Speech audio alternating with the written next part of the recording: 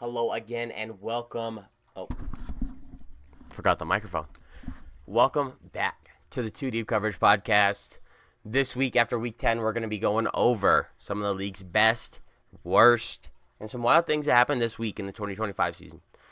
We're also going to recap some of the biggest storylines that this season has to offer. There's plenty of things that we weren't expecting, a lot of things that are still surprising and impressing as this year goes on. 2025 has been one of the best years in the NFL that I can remember, but the primetime games are the worst that I can remember. I mean, low scoring. I mean, we'll get into that here pretty soon.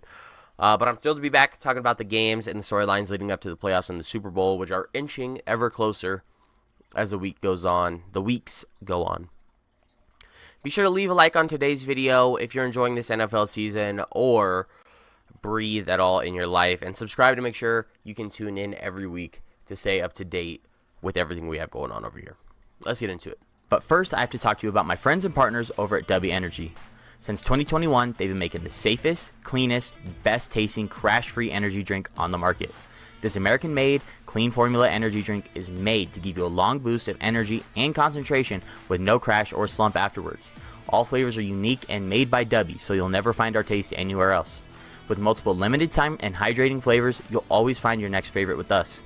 With all drinks having no sugar, no fillers or artificial colors and dyes, no secret or hidden ingredients, and of course being gluten-free, W is the best drink to hit the market in years.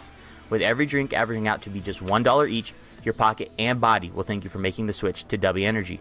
Whether you want to switch it up daily or stay committed with your favorite flavor, W has all the products you need, from packs, tubs, and even cans. Be sure to use the link in the description to get your starter sampler pack or whatever amazing product you choose with an extra 10% off using my code TWIZZLER. It's like the candy, but with a 2 Whizzler.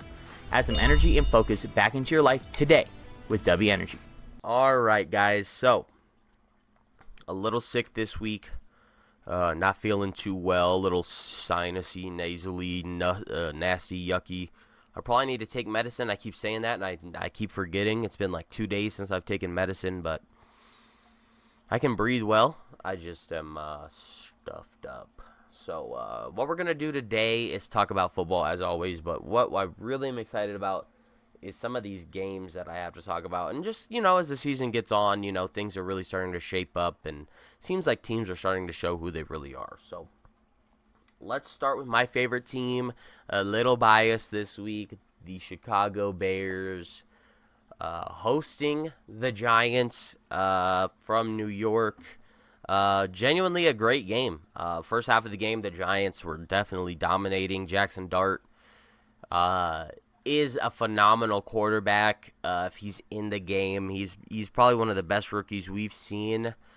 I think even I saw some stats the other day that Jackson Dart is outperforming Jaden Daniels, at least through 8 starts. It just kind of sucks that Jackson Dart didn't get to start the season as the starter, and also he's been getting hurt, so he's missed some time and missed some games, so a little unfortunate there, but he's playing super well. Really impressed, coming from middle-of-the-road SEC team, Ole Miss.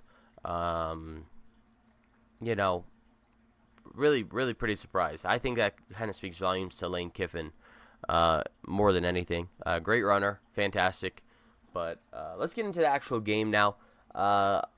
Jackson Dart did get concussed again and left the game late. I think it was in the third quarter or fourth quarter. Rather than rolling out Jameis Winston, which would have, honestly, at this point was the only decision.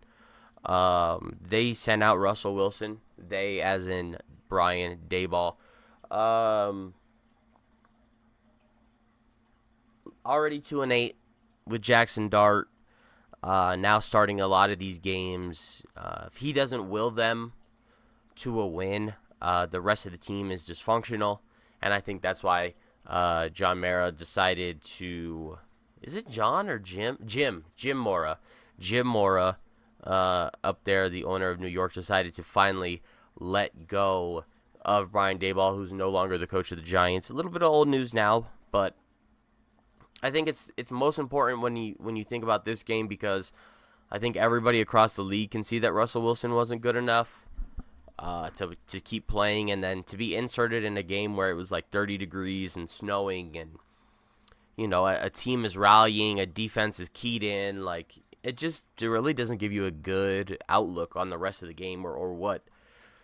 It just didn't make a lot of sense, really, from a coaching perspective, and I think that's why they finally were like, all right, dude, like, you had the guy was kind of bringing you along. We still really didn't want to have you around. I heard, not personally, of course, but I heard somebody say that there was a report, kind of like an insider talks about how they wanted to fire Dayball after the Denver collapse game where they came back on like 33 points in the fourth quarter. And they said, look, man, this team's really good. Denver, anyway. They got great coaching. Don't let them go. Don't go off of that. You never know what can happen. And then, here we are, week 10, and he's getting fired. So the guy started 9-7-1 or 9. I don't think they had 17 games back then. If they did, that's crazy. 9-7-1, went and won a playoff game, and then after that, his total career winning record is 20-40-1. So just genuinely a poor coach. A bad record, very similar to, like, I would say a Matt Eberflus situation. Somebody who was there a long time, was able to accumulate a lot of losses. And I think that just kind of like showed who he was. Pardon this video interruption. We have some breaking news. Come and join the new Twizzler Discord, a place to hang out with friends, make new ones, and find a like-minded community. Find new people to game, chat, or even debate with. We have everything you want and need from Minecraft, Call of Duty, Fortnite, GTA, and our special areas to watch and talk sports. Be sure to join today and stay up to date with the community and all the content we have. Follow the Linktree link in the description, and we'll see you soon. Back to the video. But on the Chicago side, man, Caleb Williams really came into his own in this game. Watching the highlights of this game, it is like, oh my God, is this what everybody was talking about? Because as a Chicago fan, I haven't necessarily been impressed with Caleb Williams. I even said, I think it was 2 weeks ago in the midway recap video that, Caleb Williams has been underperforming. He's been underwhelming, and kind of just like how soon until Bajent. A lot of people nationally were talking about that. And, I just kind of referenced that throwing net video from training camp. I was like, how does that look now? The standstill throws. Can he deliver them? And this Sunday, he really proved his not only his mobility and how well he's able to run the ball. 2 big runs and a running touchdown.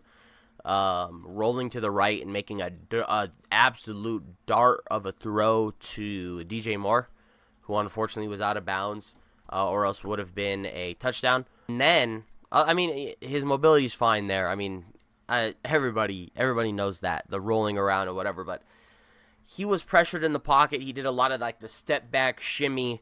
He was very, like, a pocket quarterback this week, and he was able to move around the pocket.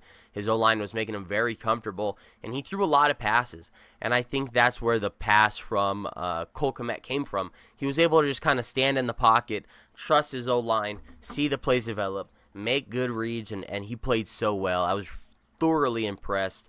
It seems like now we're going into the back half of the year, and it seems like Ben Johnson and Caleb Williams are finally on the same page. It seems like they have a great game plan throughout the entire game, like a great, a great starting drive, great, first scripted plays, great off of the half, and, as the game goes on, just, have a strong running game, mobile quarterback play, and capitalize on a defense that's been performing well, even if they were underperforming while our corners were out. We had 3 corners out. Now that we have a lot of our guys back, it seems like we are playing really well. Another guy's coming into his own, a 7th round pick, kind of like a Bill situation out of Washington. If we can have him perform well, we're looking to really be on a playoff path. I know that sounds kind of crazy because we have a lot of hard games coming up. We have the Eagles left out of the NFC East. We still have most of the AFC East with Pittsburgh, Cincinnati, and Cleveland. Sorry about that. cannot remember the last team. So we still have some games left on our schedule. The Steelers' offense has been looking underwhelming. So if we can take advantage of that defensively, the Browns all year have been dysfunctional. So they might get rid of Stefanski finally. We play the Bengals, who, as good as their scoring offense is, have a really poor defense. Or did we play them already? We played them already, and we played the Ravens already. We lost to the Ravens, beat the Bengals. So we only have 2 AFC East games left. And then we have our divisional games. We still have 2 at Green Bay. Green Bay's been struggling on offense. We'll talk about that later. And defensively have not been elite as they were in the first, even just 2 or 3 weeks. But that loss to Cleveland, I think, indicated a lot more of what we're going to, see to come than we expected. And Carolina proved that. And now they just got kind of duty dump stomped on Monday Night Football. So, Chicago's been playing well. The O-line play was great. Allowed him to really stand in the pocket and throw. Both running backs were very productive. Like I said, Swift has been great this year, even compared to last year, a lot better. So I think it was just a great game. Bears win 24-20. A little bit of comeback, a little bit of fourth quarter magic, a little bit of wow factor, and I think that's great for our team leading up into this stretch. Especially if we can get some indoor games, it's going to be great because when we go outside to play, even on the road, I think it's going to be easier for these guys out in the cold compared to a team that's like, maybe Tampa, Miami, New Orleans, inside guys to like Indy. Indy's going to really struggle if they have to go play outside. So I just think, it's going to be, I don't know, it's interesting this year already. Let's move on. Let's see. Let's talk about, we got a few more games to go over here. I'm not feeling too well, so we might make it a little quicker today, guys. Let's go with the Steelers and the Chargers. Aaron Rodgers, severely underperformed. Probably the worst game of his career, most people are saying. He just looked bad. But he's an old man. It's like trying to play basketball with Pop at 55 versus 75. Like, you're just kind of feel like, damn, this is sad. This is sad to watch. But let's start at the top, okay? The Indianapolis game was a fluke. Steelers' offense looks dead until the end of the game. And this happened multiple times. This happened in the Green Bay game as well when they were out of it. And then, like, the fourth quarter with 8 minutes left, they turned on the Jets and, they, all of a sudden try and come back, which is just kind of ridiculous. I'm going to sit back a little bit today, guys. I'm really not too worried.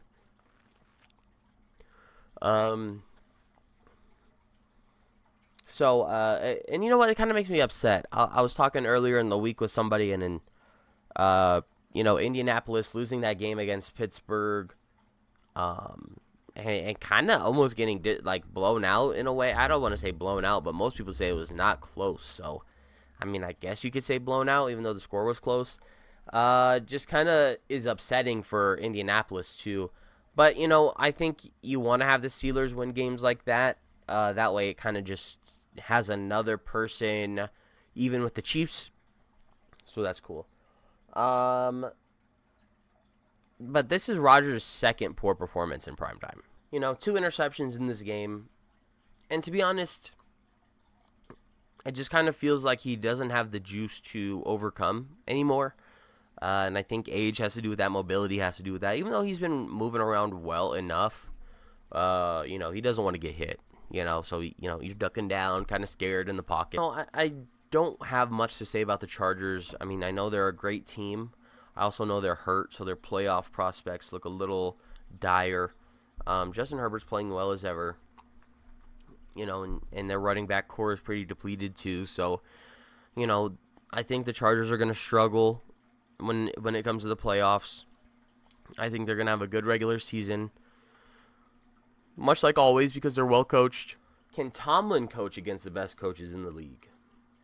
Because during the Green Bay game, weren't they leading by 7 7 points, 16-9 at half, and they were ahead and dominating their Green Bay's offense pretty well. And then they come back from half, and then Green Bay pretty much shuts them out. They go scoreless, or, again, another, worthless touchdown at the end of the game, and Green Bay wins, 35-23. And then this game, honestly, it was a pretty close game at half again. Or, you go into the half and you kind of have an idea of what their team is doing, and then you come back out and you're scoreless again at half. And after half until late in the fourth quarter, where everybody's kind of, I don't want to say taking plays off, but, they're preserving. So I think it's pretty crazy. There's still a lot of talk about Tomlin going to new teams. Still a lot of talk about, a new opening being a good opportunity for him and the Steelers organization and all that. But I think at the end of the day, regardless of where he goes, I think people need to be realistic about what kind of coach he is. I think he's really just he's the Steelers coach. He's not necessarily, a defensive mastermind anymore. There's this clip on Julian Edelman's podcast, Games with Names. I'm pretty sure it was Games with Names, and because he's got 3 now. And he was with a player, and the player was talking, about playing Pittsburgh or something, and then Julian Edelman pipes up. He goes, "Yeah, I was watching the game the other night. They're still running the same concepts they were running against us 10 years ago. I mean," he's like, "I could go out right now and beat that coverage." And then that was whoa, that was the most mind-blowing thing to me, is I understand that coaches have an identity. Think about some of the greatest coaches of all time created a certain type of play style or formation on offense or defense. And that's who they were. And now the league adapts to that. And I think that Tomlin was that at some point when he first came into the league. He was coaching well, had a strong defensive identity while taking advantage of the roster he had on offense that he inherited. And I think as time has gone on and his defensive scheme has grown a little stale, and the players he inherited are now gone, and he's had to build his own roster, I think we kind of see the kind of coach that Tomlin is. He's a middle of the pack, 9-8, 10-7, playoff early exit, essentially taking up a playoff spot every year. We know what he is. He's a playoff appearer. He is a winning coach, a Super Bowl winning coach. But I think many people now are starting to have the conversation of, is Tomlin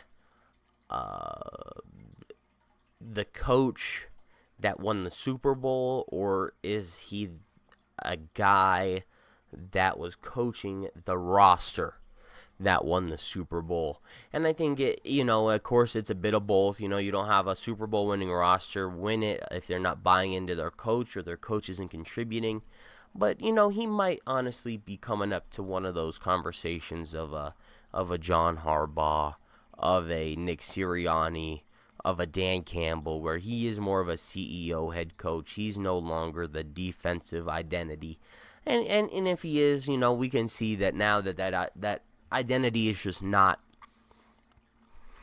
alive and well in this current NFL in 2025. I just feel like it's a little too slow. Offenses have a lot of motion. I feel like it's still very line focused. And as everybody needs one good pass rusher, you really need to have a strong secondary with good nickel corners nowadays. Or else you're just going to get tore up in the middle of the field and deep, which Pittsburgh consistently does. Jalen Ramsey's falling all over the goddamn field. I mean, he's falling everywhere. I mean, it's just everywhere. I mean, they literally had to get a guy from a different position and put him in at corner and move Ramsey to free safety, where he's basically standing by himself, covering 25 yards deep every field or every play, or 12 yards deep on run blocking, or rush defense. So it's like, I don't know. I just think that Tomlin is no longer an elite coach. I just feel like he's not. I feel like there are no elite defensive coaches in the NFL. Maybe Todd Bowles. Maybe the Houston coach. What's his name? I can't remember. I'm not going to say anything. You know what can happen. Anyway, guys, yeah. I mean, the Steelers have consistently underperformed, and I think that as much as the Chargers went out and won that game, I think the Steelers went out and they lost. They didn't perform well, and they're really showing who they are. Let's move on to another kind of surprising blowout type game. Dolphins and Bills. Are you kidding me? Tua is not all of a sudden Superman. He threw 4 touchdowns the other week. He had 2 in this game and 2 interceptions. He is not Superman. He's playing well, okay? But everybody knew he's playing well. I mean, a couple years ago, he's an MVP candidate, league leading passer, AFC favorites until they went to Kansas City in the cold because they lost their last game and had to go play Kansas City in the cold. If they were hosting the playoffs, there's a high chance that they actually, do something and go to the Super Bowl. Tua. So, Tua's not Superman. Everybody knows who Tua is. He's fragile. He's kind of one-dimensional. He wants to be a deep ball thrower or an on-the-run passer. He's not a very good intermediate, just like I mean, everybody knows what Tua is, and the Bills should know what Tua is too. And I think that's the upsetting thing for a lot of Bills fans too, is why are we losing to Tua in November? Like, homie's got 2 or 3 more good weeks until he goes on the road and breaks apart like a popsicle. All right? The Bills may have taken a week off, of course, because they played the Chiefs, come back, play the Dolphins, and get dog-walked. And I think next week they have a really hard game, too, playing Tampa Bay or something like that, or New England again. I think it's Tampa Bay. I think they play Tampa Bay and Tampa. Like I said, guys, I'm sick this week. I'm kind of out of the loop on a lot of things. A lot of things are slipping my mind. It's week 10. We're in the nitty-gritty, so, forgive me if I don't have every scheduled game pulled up. I don't know all of the flex times for the games that haven't even been set yet and shit, but just bear with me here. If you are trying to win a game every week like the Dolphins now are, Mike McCarthy's fighting for his job. Tua just got this mega contract. He's fighting for his job. Everybody that's still on the roster knows, like, okay, I didn't get traded at the deadline. There's a high chance that I'm not going to get picked up by a team unless it's a practice squad or out of free agency. All of them are fighting for their lives. All of them fighting for their lives. They're doing everything they can just to make it by, just to make sure they get into the NFL again the next season. And they take a week off. It's like, I mean, Tua's not bad. And that's another thing. Everybody knows Tua is not bad. So if you go in as a defense and you're tired or you're not giving them their credit or whatever the issue is, you're going to lose. And they lost big, 31-13. And here's another problem, guys, is that this isn't just like a random loss to a random NFC team. This is a loss in division to the Dolphins in Miami. So you kind of have to go to Miami and win that, because if not, I mean, you're going to split them. And then what if it's a warm day in Buffalo and it's just warm enough for these guys to be comfortable, and then they come out and they win in Buffalo too because they take another day off, or somebody gets hurt, or the running game isn't working. So Josh Allen has to get it done on the road too. They lost at home to New England, and when they did, it seems like it kind of rocked them a little bit. They went on the road and got it done against Kansas City, but I think they win every year against Kansas City. Or no, they were at home. So now they have to go on the road and start winning games. You cannot lose to the Dolphins no matter what, especially on the road, because that's the game that you need to win, because when they come up to Buffalo, they're going to be in no contest, so you got to win that game. New England is running away with his division. Like I said, this isn't a random loss. This is another loss in division, which they're now, what? Are they 0-2 in division? Bills, Dolphins, Patriots, Jets. I mean, they're not going to lose to the Jets. I mean, they're so irrelevant, I couldn't even remember who they were. But, I mean, even though, by the end of the year, you're 3-3 in division, or 2-4 in division, because they've shown they can genuinely lose games to New England now again. I mean, they have to be really careful that they don't end up like the 6th seed or something, and then they end up having a hard road to the playoffs on the road. They don't even see their home field once. The only way, if they were a 6th seed, to see the home field is make the AFC Championship against the 7th seed, which realistically, if it could happen, let's say the Bills are 6th seed and the Chiefs are the 7th seed, there's a high chance that both of those teams make it to the AFC Championship game as those seeds, and then you end up hosting the Chiefs in the AFC Championship game as a 6th seed. But, for everything like that to happen is going to be huge. New England would have to probably lose to you one more time for you to get second in division. This is Buffalo I'm talking about here. Buffalo would probably have to go 10-7, where Kansas City would have to go 9-8 and get second in their division as well. The Chargers would have to collapse. The Broncos would have to the Broncos would essentially have to be the 2 seed. That way they don't play the Bills, because I think their defense is good enough to beat them. There's just so many things that has to happen. Is like, look, if you're starting to get into hypothetical scenarios where it's like, well, how can we even host a playoff game?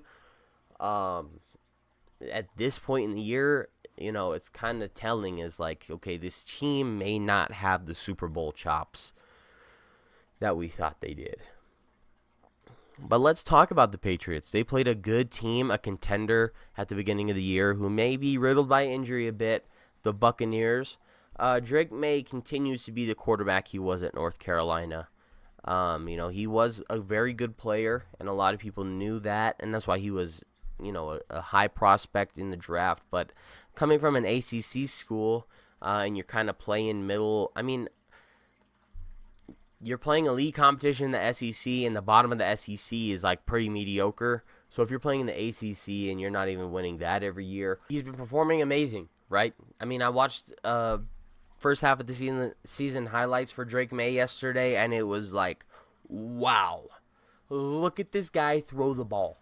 Like, I haven't seen anybody throw it better than him in a long time. And as amazing as he's playing, he's also playing in a very amazing schedule for this team.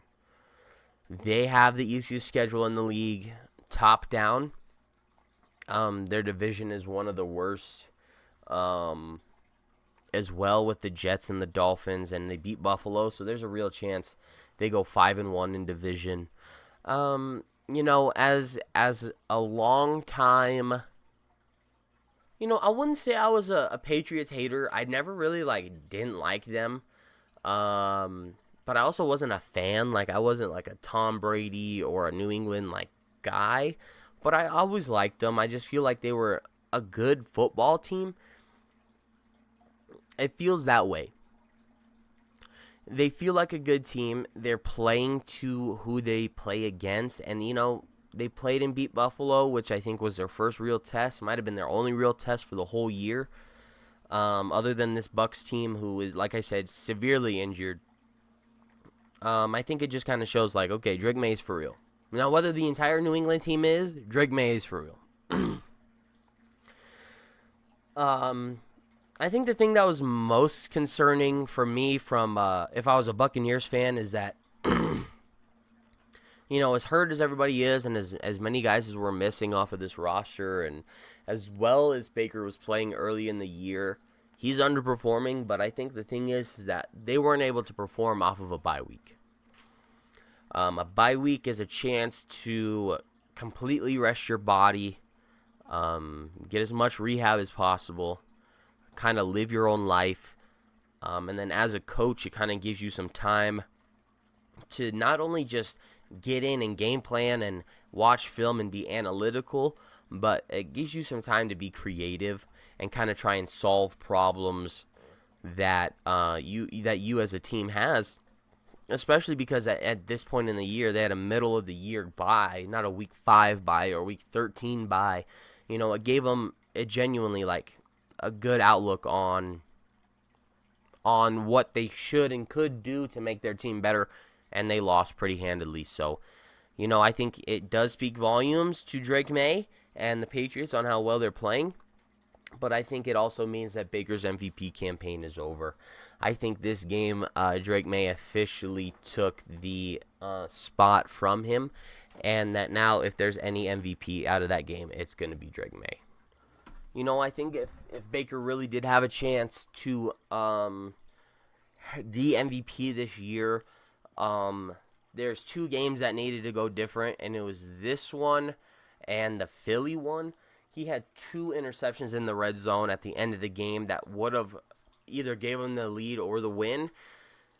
And I think it kind of showed, like, at least in the first half of the year, he's not there yet.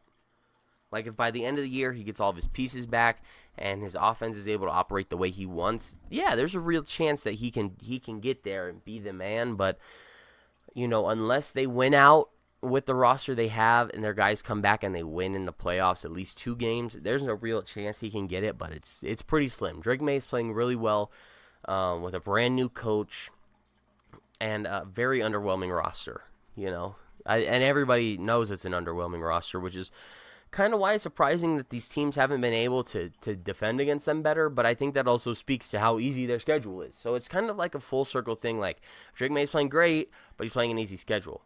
But he doesn't have very good talent, but the teams they're playing can't defend it anyway. Well, because he's got a really easy schedule, he's not playing very many good teams. Yeah, but he's playing so well. Yeah, but he's got a bad schedule. So it's just it's genuinely a circle of reasoning. So, I think Drake Maye took over Baker's MVP campaign, but I think that Matt Stafford's probably going to win it. Let's go on and talk about one more game. 2 more. You know what? Yeah, let's talk about one more game, and then we'll just kind of go over this one really, really, really fast. Cardinals at Seahawks, back-to-back blowouts by Darnold. I mean, this guy is playing out of his mind. Sam Darnold is the man. I think if he wasn't in Seattle, or if Seattle can win the primetime games they have against teams that are better, or playing in the late window and win against teams that are playoff contenders multiple times in the NFC or AFC, I think people are going to be like, damn, is he the MVP? Last year he was 14-3. Now look at Minnesota. Last year they had Geno and went 10-7 and missed the playoff, which is insane to think. But maybe 9-8, and now look at them. Now they're going to go 14-3 again, or 13-4. And is Darnold the MVP? He's playing that well. He can take this team deep with this defense. He doesn't have to try and do everything, and I think that's why they're able to score so many points, is because he's comfortable. He knows if he goes out there and he scores, great, my defense is going to get a stop. I'll have another chance to come out here and perform again. If not, great, my defense is going to get a stop, and I'm going to have another chance to come out here and perform again. So his mindset is very clear, and I think that helps when you're trying to be the guy that does it all. It's good to have a clear mind, and this defense allows him to really just operate at his level, which is now elite. I don't think anybody else can say that. I mean, 16 for 16, 230 yards and 4 touchdowns in the first half of the game last week is like, huh? And then he comes and he plays against this Cardinals team in Seattle who are just dog and annihilates them. 35 first half points. I think it was 35 first half points or 28 first half points. The Cardinals are better with Jacoby. I mean, Jacoby Brissett has essentially saved most of these guys. I think there's an honest path where they play Jacoby the rest of the year because of Kyler's injury. keep him on IR, and then Jonathan Gannon can easily say, hey, look, it's not on us. We put this other guy in. He replaced our number one guy, and he played better, so we think he's our number one guy that was causing us all our problems. Let's get rid of this guy. Even if we have to draft a new quarterback, or we keep Jacoby, or we trade him for another type of, a pick that we use to get a guy. Let's get rid of this guy. And I think Jacoby's kind of leaving them that option. But regardless of how good Jacoby's playing, they don't really have a good flow on offense. As they get down to the red zone, they get stressed. You can see it in how they play. They play really tight, and he plays really, I don't want to say frantic, but I would just say tight. He plays really tight. He doesn't take as many risks. He's is much more pick adverse, so he wants to run around and not make a pick, so a play doesn't get made, and that's why he got sacked quite a few times against the Cowboys. If you want to go back and kind of think about that game, kind of gives you a good relation there. But with the Cardinals playing the way they are, I mean, Jonathan Gannon, he can really go and he say, yeah, I think it's the quarterback holding us back, and we have this other guy, or we can use picks, we have a great receiver.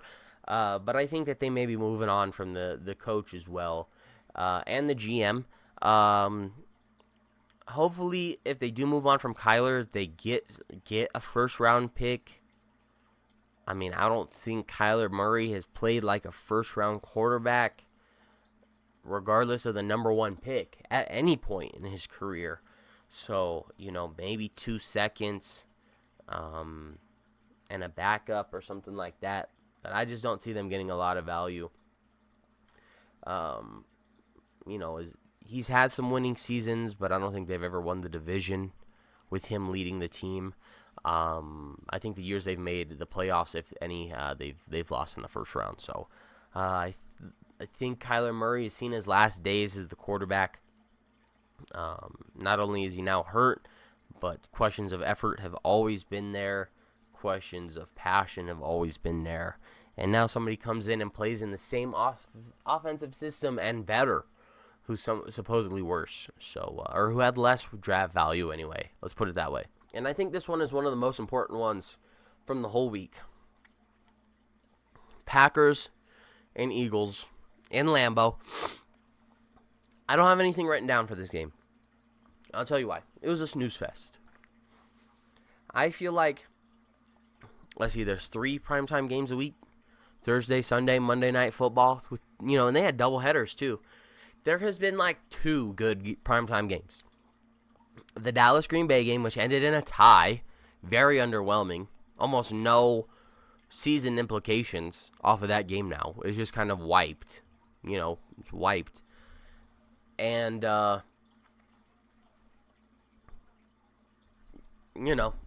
maybe the Bills won.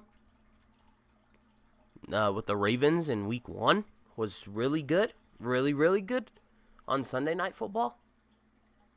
I wasn't even able to watch that one either. But now both of those teams are looking like completely different from what they seemed to be at the beginning of the year. This was another bad primetime game. Packers host the Eagles coming off, just a dastardly loss last week or 2 weeks ago, I should say, now against the Panthers. And then the Panthers go, and I think they lose to the Saints. So, I don't believe the Packers are a good team, and I've been saying this for a long time. As not only a Bears fan and an Aaron Rodgers hater and a Lambeau hater. Oh, not Lambeau, but Green Bay hater for sure. This game kind of put it in concrete for me, The Eagles offense all year. Let's not even look at this game as itself. Let's not look at the Packers at all. Let's just look at the opponent, okay? The Eagles this year have been missing multiple linemen, their center as well, from this game due to injury. So their rushing attack has not been nearly as well. Saquon Barkley has been half the man he was this year compared to last year, half of the man. So, you're not going to be getting 212 rushing yards. I mean, he's been held under 60 yards in 5 of 8 games this year. And this Packers team gave up 60 yards. The Dallas defense gave up more than 60 yards. And then the Giants the week before that they just played. So, bottom of the barrel teams. I mean, the Cowboys aren't going to win more than 7 games probably again this year because of their defense. The Giants just fired their head coach. And, now the Packers. I don't think you want to be in the same boat with those two teams. The Packers weren't even able to beat a depleted Cowboys team who had Diggs on the field at that point. And Diggs is now on IR, and they've been playing better. I truly believe the Packers are out of Super Bowl contention. It is a playoff type structure, and anything can happen. But if you look at the way they play against bad teams, and now you see them play against good teams or even average teams, who the Eagles have rarely been this year, not able to get to the passer on defense. We didn't even get to defense. Not able to get to the passer. We've had some problems in the secondary, rotating people out. You had to bring Brandon Graham out of retirement just to have some pressure through the middle of the field. If the Eagles are doing everything they can to try and get people on their team at the trade deadline, pulling Brandon Graham out of retirement, dealing with A.J. Brown drama in the media, Saquon Barkley having only 600 rushing yards through 10 games this year, you have to take advantage of that. I don't care if you came off a short week, if you had an extra day prepared, and so did they. I don't care if you had to travel or if you're at home and you're a little too comfortable. I don't care what it is. If you're genuinely competing and you genuinely think you're good enough to win the Super Bowl, you have to go out and beat the Super Bowl winning team who now is nowhere close to Super Bowl caliber. If anything, this game talked to the Eagles about how good their coaching is and how good their roster is to be able to win games when they're not playing to their identity, which is run the ball, and strong defense, okay? And when their other offensive pieces aren't working, like no pass game with A.J. Brown, poor coverage units, you can't lose that game. You can't lose that game as Green Bay. I never really thought Jordan Love was all that. I mean, homie came in and he finished his first season 9-8, and everybody was up in arms. And I'm like, hey, man, I'm sorry. I know 9 games used to matter because it was like, you won 2 more games. But now, if you go 9-8, you might as well go 8-9 because the difference is there is no difference. And you say, yes, there is. It's another game. Well, think of the Bengals last year. Bengals went 9-8 last year, had a Joe Burrow MVP run at the end of the year. They went 9-8. They didn't make the playoffs. They might as well have gone 8-9 because nothing about anything would have changed. Now they're hurt this year. He's hurt this year. They're 3-6. There's a chance that they don't make the playoffs again for like the 4th straight year in Joe Burrow's career, and this guy's a top 4 quarterback in the league. Excuse me. That's kind of how I feel about Jordan Love. I mean, the guy goes 9-8. 11-6, gets knocked out of the first round of the playoffs, has essentially no composure, and then, is running around with the happy band of wide receivers. He's got 8 wide receivers, and didn't even have 200 yards on the day. Like, the guy can throw it to people in the stands, dude. He's got that many people on the field, and they can't make something happen. So, I think if you really step back and you say, okay, neither of these teams played well, neither of these teams played to their identity, neither of these teams had a necessarily like outstanding defensive performance, even if each team had a fumble forced. Neither of these teams had an impressive defensive performance. Let's just look at the coaching matchup now. And now, for the first time, it seems like ever, people are like, okay, is there a coaching problem in Green Bay? Is Matt LaFleur having a coaching problem? Because why are you losing to Carolina and Bryce Young? Why are you losing to Cleveland and who at that point was Joe Flacco and their horrid team? Why are you tying the Dallas Cowboys, who now have 3 wins on the year and can't beat the same Carolina team that just came and beat you? Is there a problem from the top going down into this roster? Because Nick Sirianni is supposedly not a good coach. He supposedly has a hot head. Supposedly, has all these things wrong with him. And he's able to come out and keep his guys composed to win on the road on Monday Night Football in a low-scoring game that at any point could have turned. I mean, these guys get 1 touchdown, they're up 4. They have a 3-and-out. They go and they kick a field goal. Now they're up 7. They have another, Eagles have another long drive. What is they lost the ball. They go 3-and-out. They kick another field goal, and then Green Bay gets a touchdown. All of a sudden, 3 or 4 possessions, the game is out of hand for Green Bay. Green Bay wasn't able to perform. Green Bay was able to come out at half versus the Steelers and take advantage. But why weren't they able to come out and take advantage against the Eagles? Is it because the Eagles' defense is better than the Pittsburgh defense? Most definitely, I think at this point in the year, you can say that. But I think it's because, is LaFleur as good as Sirianni? Is LaFleur motivating, or is he a play kind of guy? And I think there's a line to draw there. Like, okay, what are we gonna get out of this guy? What is his peak? What is his ceiling? And then what is Jordan Love's ceiling? Is Jordan Love's ceiling 11-6 season with 1-5 record in division? Is that his peak and a first game playoff exit? It might be. It might be. And you know what? To go 11-6, 10-7, guess what? You'll have a career just like Mike Tomlin, right?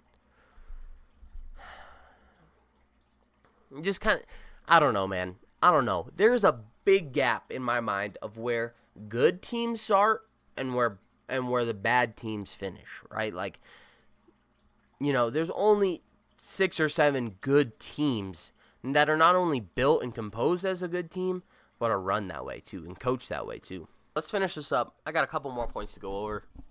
Another 50-minute episode. My throat's sore, hurting, can't talk. The Colts get a grueling win overseas versus Atlanta in overtime. International games are always weird. Nobody knows what this Atlanta team is like because they're so inconsistent. I think a lot of people think that they're well coached. They have great talent, but they're not giving Bijan the ball. I think Bijan is their biggest difference maker. International games are always weird. I think that's why the Falcons are even as close as they were. I think if this was even in Atlanta, the Colts come out and they win by 30. But they're getting it done. Daniel Jones, again, is playing well enough to get it done. And I thought, man, people are kind of putting some dirt on Daniel Jones' name again. He did have some fumbles and some turnovers last week. He's starting to intercept the ball away. Let's see where he's at. He's first in passing yards in the league. The guy isn't just handing the ball off, man. He's got 2,800 yards through 10 games. Like, this guy might have 4,000 yards, 30 touchdowns, and his running back going to have 2,000 yards on the ground. 2,000 all. This team is really good. People are not giving them credit because they haven't been there.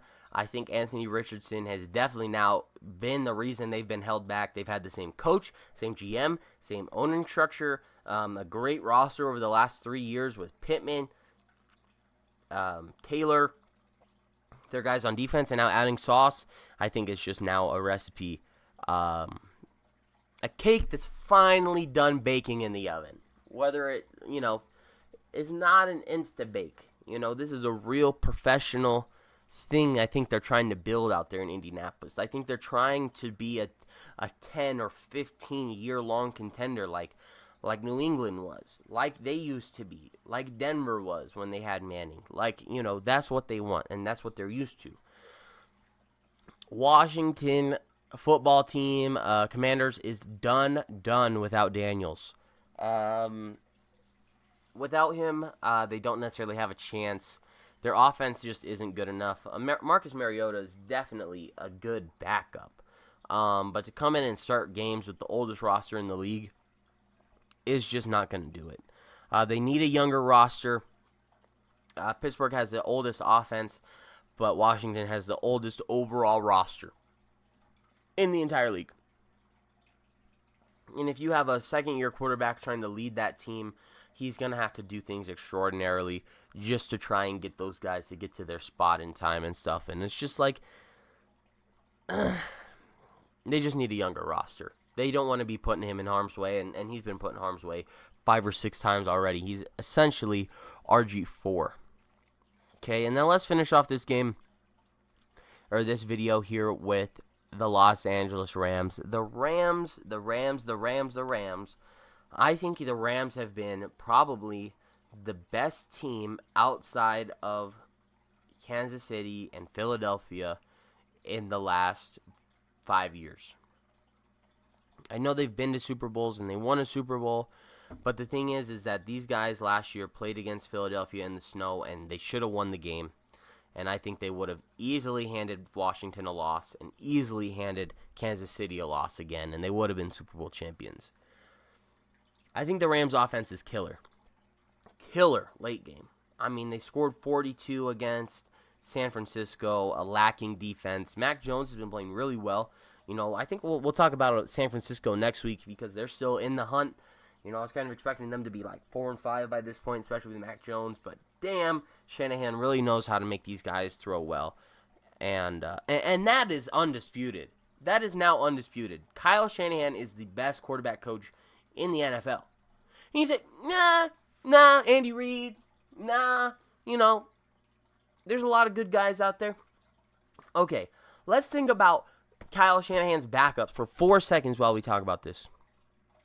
The last few backups he's had, Sam Darnold, balling on 2 now separate teams after he's been there. Mac Jones, balling after going to Jacksonville and being a dud after New England's run. Do you put Trey Lance out there? I don't think anybody wants to claim Trey Lance. I think that was, but I think the fact that he moved off of Trey Lance so quick kind of showed that he knows what he's doing too. It's like, okay, I wanted this guy, he played good, and then he got him, and he's like, whoa, that is too hot. I'm dropping that. Too hot, I'm dropping it. And by hot, I mean hot garbage. But let's talk about the Rams. I mean, they're so good. They need to execute early, though, in games. I remember when they played the Eagles, they were playing well, but as the game went on, they just were not able to come back from the hole they had. And also, when it's do or die, it's pretty tough. It hurts. But Kyron Williams has been playing really well. He's my fantasy running back. If you guys don't know, you can go check out those fantasy videos on the channel.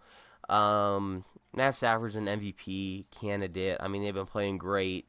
They just have to look out because they're playing in a great division this year, too. So I think that, let's say this was the NFC West of, a couple years ago, and they'd be winning the division handedly. But I'm really enjoying the NFL this year, guys. I don't think there's been a better year of football that I've seen where teams have changed. The top half of the league is so strong. I mean, think Sam Darnold is on a 6-3 Seahawks team. Baker Mayfield is leading the Bucs in a winning season, even with all these injuries for the second or third year in a row. Mac Jones is playing his heart out for San Francisco and Kyle Shanahan, and there's a real chance that Brock Purdy doesn't get his job back because Kyle Shanahan wanted to draft Mac Jones in the first place. And if this guy keeps getting hurt, there's a real chance they just kind of give him his money and let him walk away or sit on the bench for the rest of his career. I don't know. That's all I got to say for today, guys. After 55 minutes, that's all I've got to say. A few cuts in the video. Had to get up a few times. This might be coming out on Friday. Hopefully you're seeing this on Friday. Not feeling good this week. I need to go eat some food. I kind of want to relax. starting to not feel very good again today. So, and now that it's my weekend, I really want to try and take care of myself. So, we'll see you guys later. Thanks for coming and hanging out. If there's anything you completely disagree with me about in this video, make sure you go in the comments and tell me I'm an idiot and tell me how I'm an idiot. Give me your opinions about your favorite players, your favorite teams, what you think I got wrong. As much as I watch games and I watch highlights and I watch Red Zone and I watch these primetime games, there's a lot of times where, maybe I misinterpret how a team is playing in a certain game because of circumstances. Like, let's just use Green Bay as an example, right? They were good at the beginning of the year, and now they're the team they've always been.